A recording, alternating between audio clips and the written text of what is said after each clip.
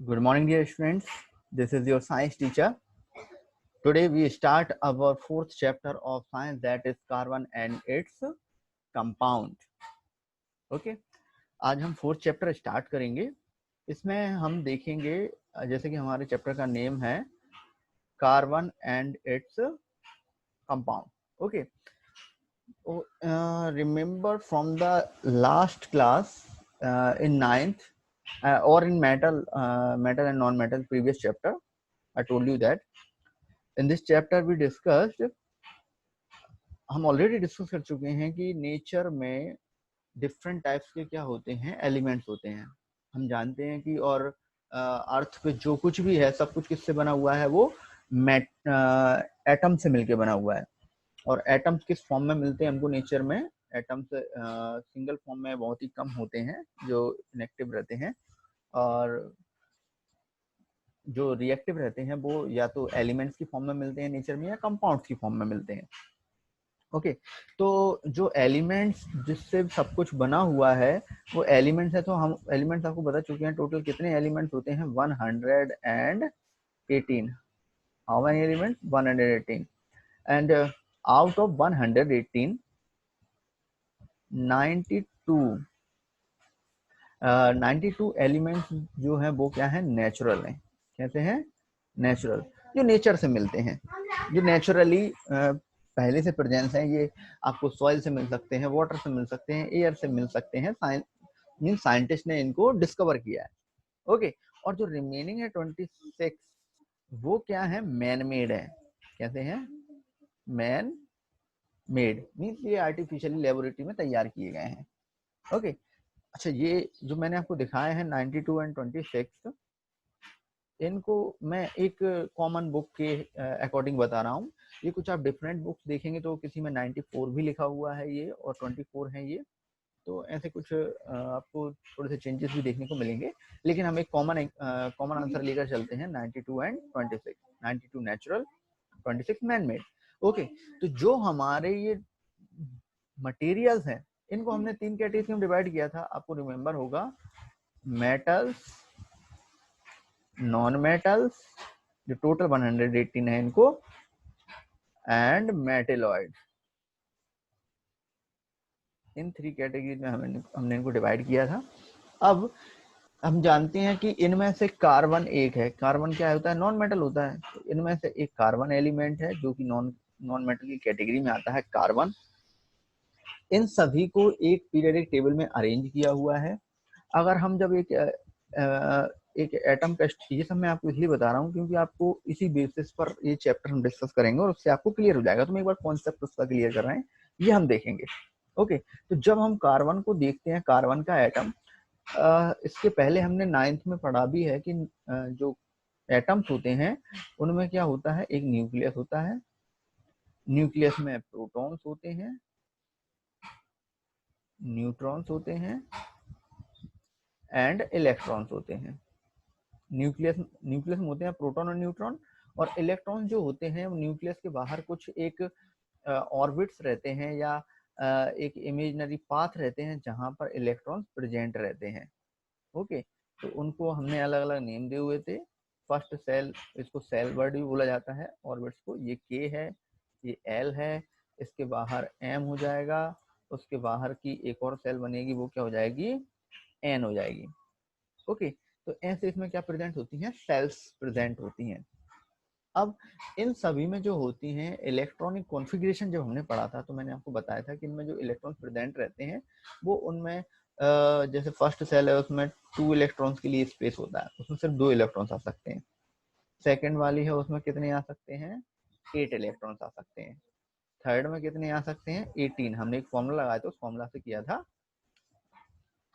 Okay. And third में कितने आ सकते हैं, 18 एंड 32. ओके. तो ये ऐसे क्या हो सकते हैं, इलेक्ट्रॉन इनमें डिस्ट्रीब्यूट हो सकते हैं. अब इन सभी में प्रोटॉन नंबर ऑफ प्रोटॉन्स और नंबर ऑफ न्यूट्रॉन सेम होते हैं. जो नंबर ऑफ प्रोटॉन्स होते हैं उसको हम एटॉमिक नंबर भी बोलते हैं, एटॉमिक नंबर. लेकिन अगर इन दोनों का टोटल कर दिया जाए, इसका प्रोटॉन और न्यूट्रॉन का, तो फिर जो हमें एक टोटल मिलेगा उसको हम बोलते हैं एटॉमिक मास। ये नंबर ऑफ प्रोटॉन्स को एटॉमिक नंबर बोलते हैं, और न्यूट्रॉन और प्रोटॉन दोनों का टोटल अगर कर दें तो एटॉमिक मास बोलते हैं उसको। तो ये सभी के लिए क्या होता है, एक स्पेशल होता है। It is depend on the number of protons and number of neutrons. किसी में number of most of the atoms में number of proton and number of neutron क्या होते हैं, सेम होते हैं। लेकिन कुछ ऐसे एटम्स होते हैं, और sorry number of proton, number of neutron, number of electron, तीन टाइप के जो पार्टिकल्स प्रेजेंट है उनके नंबर सेम होता है। लेकिन किसी में क्या होते हैं, नंबर ऑफ न्यूट्रॉन्स कम या ज्यादा हो सकते हैं।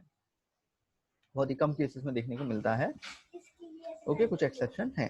तो अब हम बात कर रहे थे जैसे कार्बन की।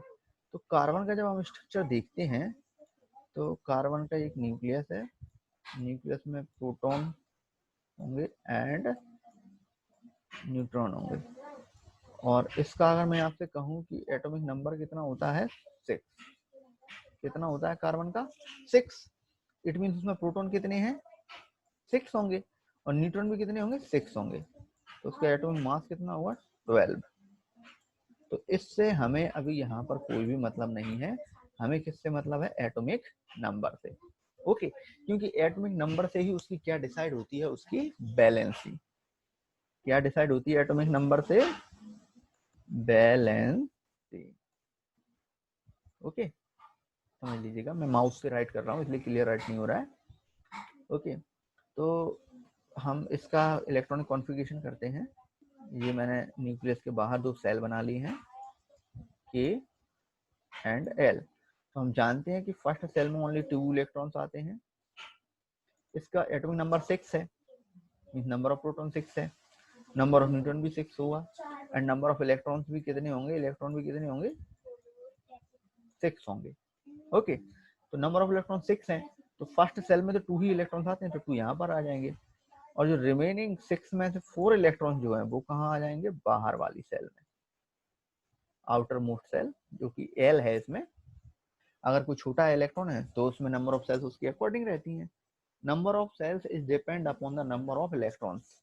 उसमें नंबर ऑफ इलेक्ट्रॉन कितने हैं उस पर डिपेंड करता है। जैसे इसमें सिर्फ 6 हैं, तो इसमें इसके बाहर एक और सेल की जरूरत ही नहीं है। ओके, छोटा अगर एटम है, जैसे इसमें सिर्फ 6 नंबर है, उसका 6 एटॉमिक नंबर है, मास भी 12 है, इट मींस ये कैसा है, एक स्मॉल एटम है ये, है ना।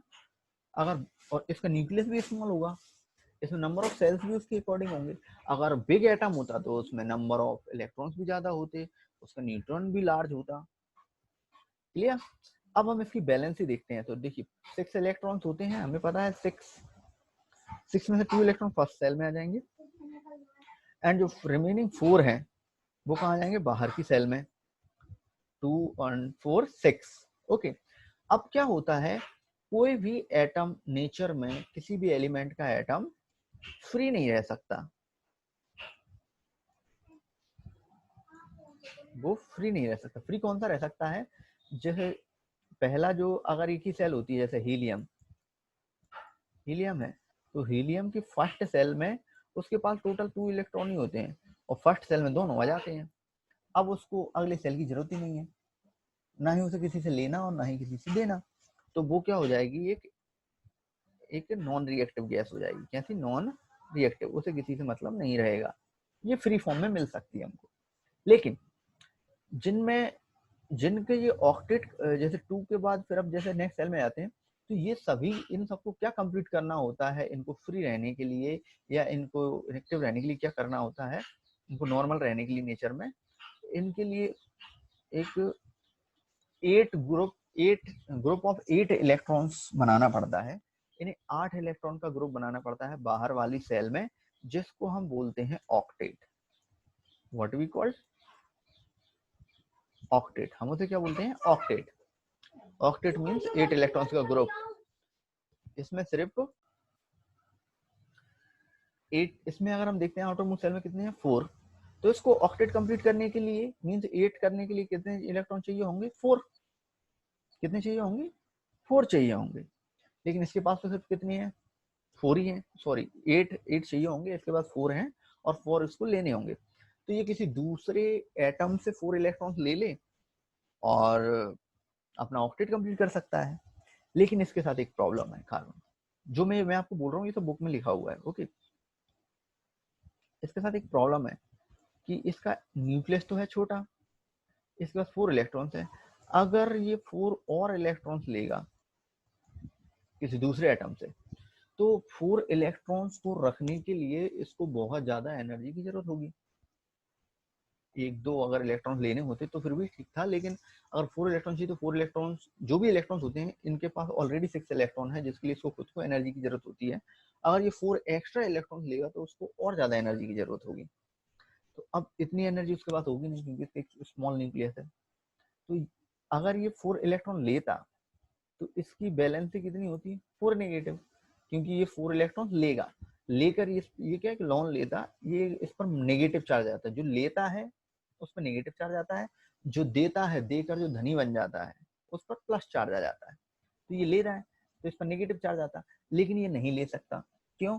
क्योंकि इसके पास सफिशिएंट एनर्जी नहीं है कि ये 4 इलेक्ट्रॉन्स को होल्ड कर सके अपने पास। तो फिर सेकंड कंडीशन क्या बनती है कि ये क्या करे, अपने जो 4 इलेक्ट्रॉन है इसके, वो 4 इलेक्ट्रॉन्स ये किसी और को दे दे, और किसी और को दे देगा तो क्या हो जाएगा, इस पर 4 पॉजिटिव वैलेंसी इसकी आ जाएगी, है ना। फिर ये दे देगा, देकर ये डोनर हो जाएगा, धनी हो जाएगा। धन मीन्स प्लस का साइन आ जाएगा, ओके। तो ये कर सकता है। अब ये कैसे इलेक्ट्रॉन एक्सचेंज करेगा वो हम देखते हैं। इलेक्ट्रॉन एक्सचेंज कैसे करता है, तो यहाँ पर कुछ पहले एग्जांपल देखते हैं हम एक इस चैप्टर को। ये मैंने पूरा आपको ब्रीफ कर दिया है, ये सब क्लियर है। अगर हम सबसे पहले कार्बन का बेसिक स्ट्रक्चर मैंने आपको बता दिया है। अब हम देखते हैं, अगर हम बात कर रहे हैं जैसे कि हमारे चैप्टर का नेम है carbon and its compound, means carbon element और कार्बन से बने हुए कंपाउंड्स। तो जो कार्बन से अगर हम डिस्कस करते हैं कि आप फ्रॉम द मॉर्निंग आपने डिफरेंट टाइप्स के मटेरियल यूज किए होंगे। आपने टी ली होगी, आपने मिल्क लिया होगा, आपने गैस यूज की होगी, आपने गैस सिलेंडर या बर्नर पे आपने टी प्रिपेयर की होगी आपने, या ब्रेकफास्ट बना होगा आपके लिए। ब्रेकफास्ट में हो सकता है आपने ब्रेड लिया हो, आपने उसमें मिल्क लिया तो शुगर डाली होगी, मिल्क में पहले से बहुत सारे इंग्रेडिएंट्स होते हैं, आपने उसके लिए कप यूज किया होगा, आपने स्टेनलेस स्टील के कुछ यूटेंसिल यूज किए होंगे, आपने एल्यूमिनियम के यूटेंसिल यूज किए होंगे, आपने ग्लास के बने हुए कुछ यूटेंसिल यूज किए होंगे, आपने कुछ और सिंथेटिक जैसे ब्रश यूज किया होगा, पेस्ट यूज किया होगा, बहुत सारी चीजें यूज की होंगी। और ऐसे ही दिन भर में हम बहुत सारी चीजें यूज करते हैं। अगर उन सब की हम लिस्ट बनाते हैं इस टेबल के अकॉर्डिंग, इस टेबल में आपको दिख रहा होगा कि हमें यहाँ पर वो मटेरियल लिखना है जो किससे बने हुए हैं, मेटल से। जैसे कि मान लीजिए आपने क्या लिया हुआ है, for making tea we taking a pen, हमने एक पेन लिया। पेन मीन्स जिसमें हम चाय बनाते हैं, टी बनाते हैं। तो वो किसका बना हुआ, एल्यूमिनियम का होगा या स्टेनलेस स्टील का होगा, या किसी किसी में नीचे कॉपर भी लगा होता है। तो वो किसका बना हुआ है, मेटल्स का बना हुआ है। तो ऐसे मटेरियल्स को हम यहाँ लिख देंगे, स्टील भी आ जाएगा इसी में हमारा, ऐसे जो मेटल से बने हुए हैं वो यहाँ पर आ जाएंगे, ठीक है। अब थिंग्स मेड ऑफ ग्लास, तो आपने सॉसर लिया होगा, ये किसका हो सकता है, हमारे सॉसर, ये ग्लास का हो सकता है। एंड क्ले का बना हुआ, तो क्ले का हम देखते हैं तो अर्थन पॉट होता है हमारा, अर्थन पॉट, ई पॉट, सॉरी मैंने ऐसे शॉर्ट में लिख दिया है, समझ लीजिएगा, earthen pot. Earthen pot clay का बना हुआ हो सकता है। कुछ और भी जो क्ले के बने हुए हो सकते हैं, ग्लास की बनी हुई प्लेट हो सकती हैं, कप हो सकते हैं, और भी बहुत सारी चीज जो हम ग्लास की बनी हुई हो सकती है वो ले सकते हैं। और कुछ अब ऐसे मटेरियल जो अदर हैं, अदर मटेरियल में क्या आ जाएगा, जैसे आपने ब्रेकफास्ट लिया है तो ब्रेड आ जाएगा, मिल्क आ जाएगा, मिल्क में शुगर आ जाएगी, एंड और के लिए मान लीजिए सपोज आपने पोहा लिया है तो पोहा आ जाएगा। तो पोहा किसका बना हुआ होता है, राइस का बना हुआ होता है। तो जब हम इन सब चीजों को डिस्कस कर रहे हैं तो इसमें जो भी आपने खाने की चीजें ली थी, जैसे ब्रेड ली तो ब्रेड में कार्बोहाइड्रेट होता है। कार्बोहाइड्रेट मतलब उसमें भी क्या होता है, कार्बन। अगर आपने क्या लिया हुआ है, शुगर लिया, तो शुगर में भी कार्बोहाइड्रेट होता है, तो उसमें भी कार्बन होगा। अब जैसे मान लीजिए आपने क्या लिया हुआ है, पोहा लिया हुआ है, उसमें स्टार्च होता है, तो उसमें भी क्या प्रेजेंट रहता है, कार्बन।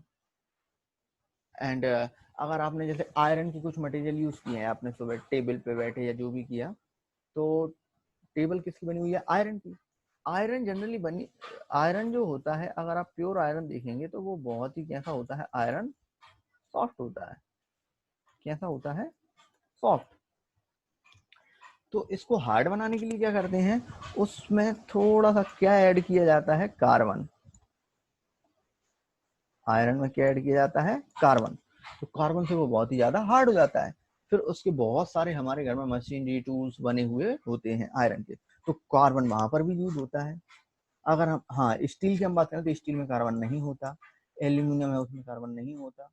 लेकिन जैसे अर्थन पॉट है तो उसमें सॉइल है, तो उसमें कहीं ना कहीं हो सकता है हमको कार्बन मिल जाएगा।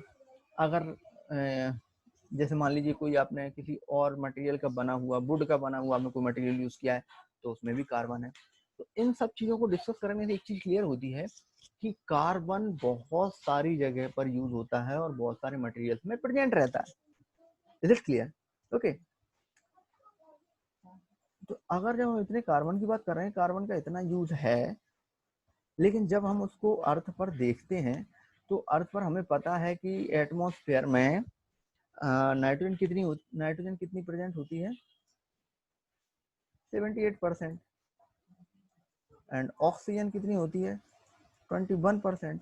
जबकि हम अगर CO2 की बात करें तो CO2 कितना होता है, ओनली 0.3% कार्बन डाई ऑक्साइड की फॉर्म में हमको एटमॉस्फेयर में रहता है। इसी को प्लांट लेते हैं, प्लांट से हम तक पहुंचता है, जो भी मटेरियल्स हैं वो उनमें यूज होता है।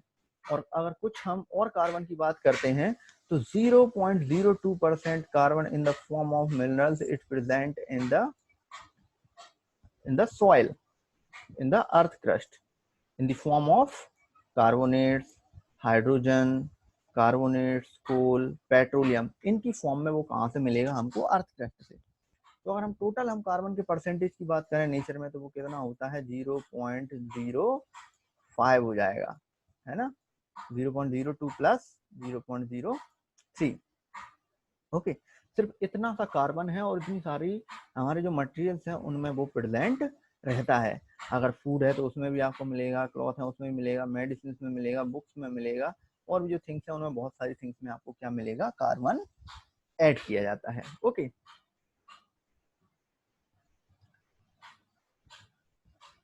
तो कार्बन में हम कई चीजें देख चुके हैं। देन अब हम आ जाते हैं bonding in carbon, the covalent bond. अब हम देखेंगे कार्बन, अगर कार्बन से कार्बन बाइंड होता है या कार्बन किसी अदर एटम से या मटेरियल से बाइंड जब होता है तो वो कैसे बाइंड होता है।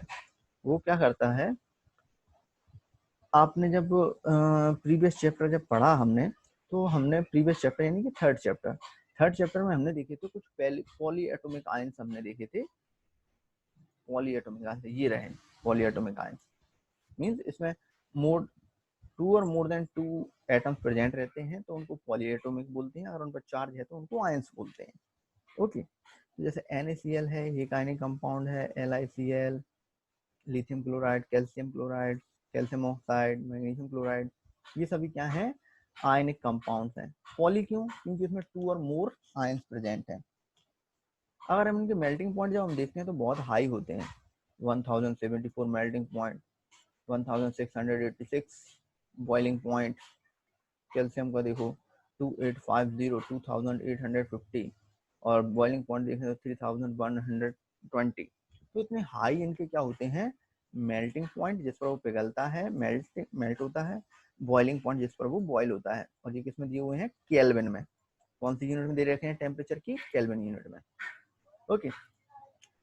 लेकिन जब हम कुछ कार्बन के कंपाउंड देखते हैं, वो तो हमने आयनिक कंपाउंड देखे, लेकिन जब कार्बन के कुछ कंपाउंड देखते हैं, एक टेबल में एग्जांपल दिए हुए हैं कुछ, तो इनको हम देखते हैं। आपको दिख रहा होगा एसिटिक एसिड, विनेगर जिसे हम बोलते हैं, विनेगर इसी से बनता है, यही प्रेजेंट रहता है विनेगर में। ओके, इसका फॉर्मूला होता है CH3COOX, कार्बोक्सिलिक एसिड भी कहा जाता है इसे।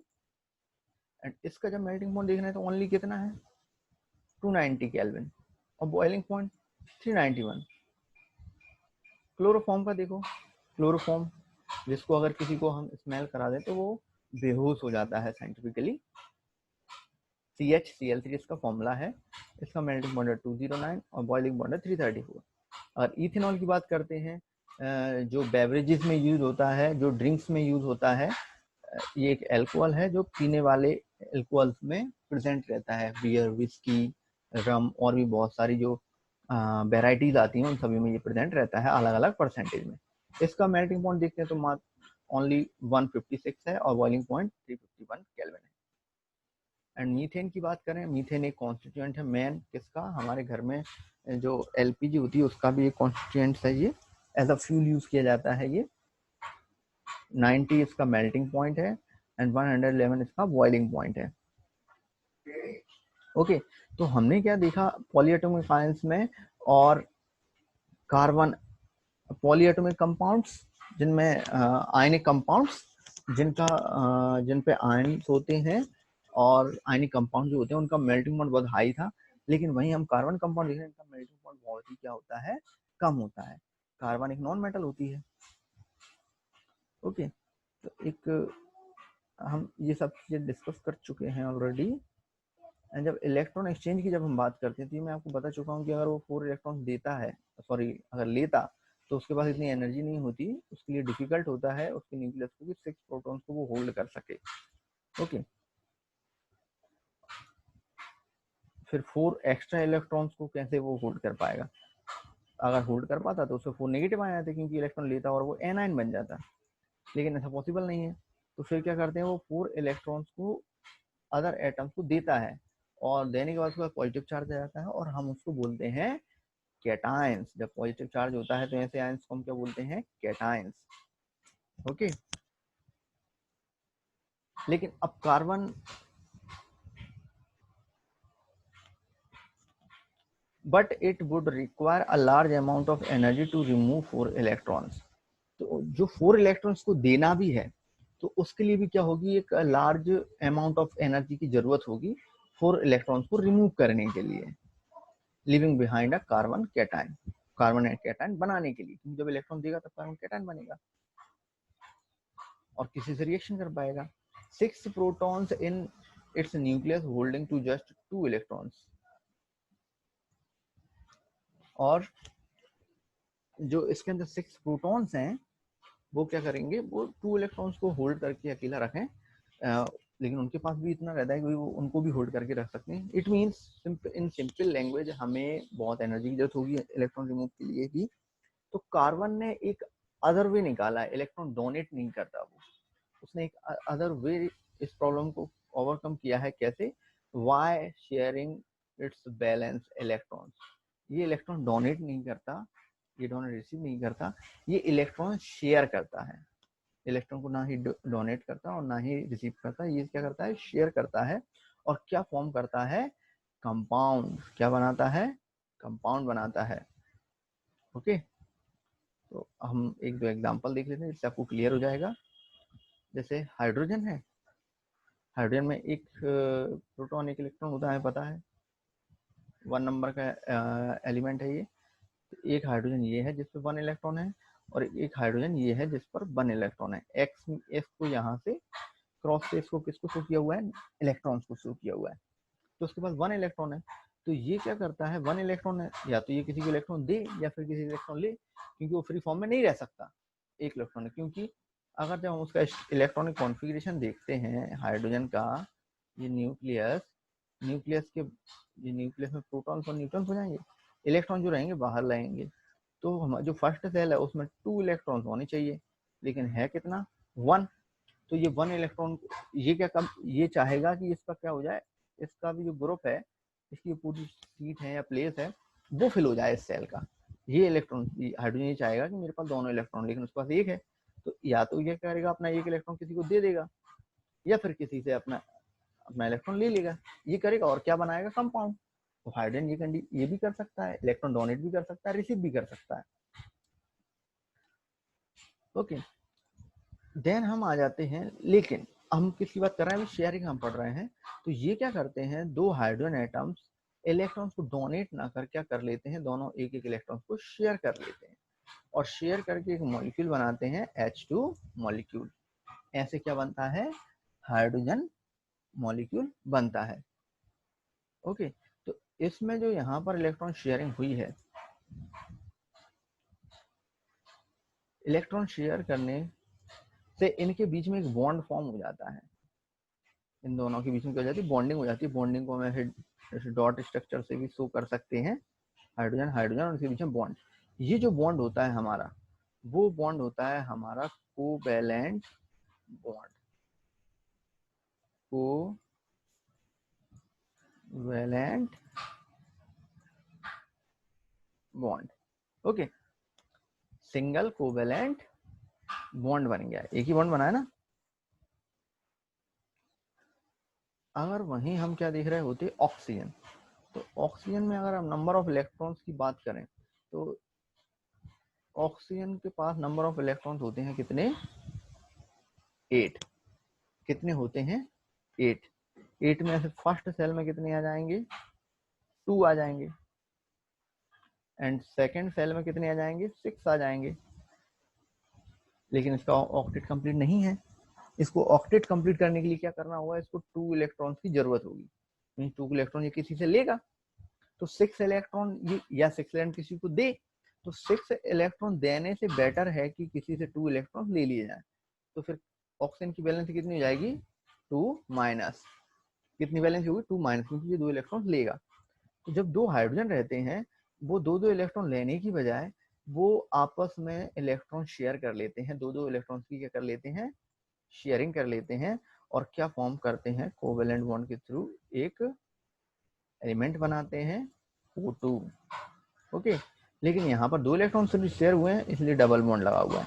यहाँ एक इलेक्ट्रॉन शेयर हुआ था, इसलिए सिंगल बॉन्ड।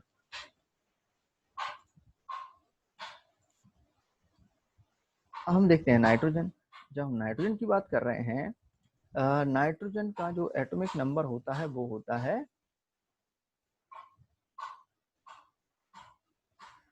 I think 7। कितना होता है, 7 होता है। फर्स्ट सेल में तो 2 इलेक्ट्रॉन पाए जाएंगे। ओके, एंड सेकंड सेल में कितने बचेंगे, 5। 2 इसमें आ जाएंगे और सेकंड सेल में कितने आ जाएंगे, 5 आ जाएंगे। अब इसको ऑक्टेट कंप्लीट करने के लिए कितने इलेक्ट्रॉन की जरूरत है, 3 इलेक्ट्रॉन्स की। तो इसकी वैलेंसी कितनी होगी, -3। तो जब 2 नाइट्रोजन क्या करते हैं, 3 इलेक्ट्रॉन किसी से लेने के बजाय आपस में 3 इलेक्ट्रॉन की शेयरिंग कर लेते हैं और एक क्या बनाते हैं, एलिमेंट फॉर्म करते हैं, N2 मॉलिक्यूल, 2 नाइट्रोजन मिलकर, और उनके बीच में 3 इलेक्ट्रॉन की शेयरिंग हुई है, इसलिए इस पर कौन सा बॉन्ड आता है, triple covalent bond. Okay, is it clear? I think it is sufficient for today. We will continue from tomorrow.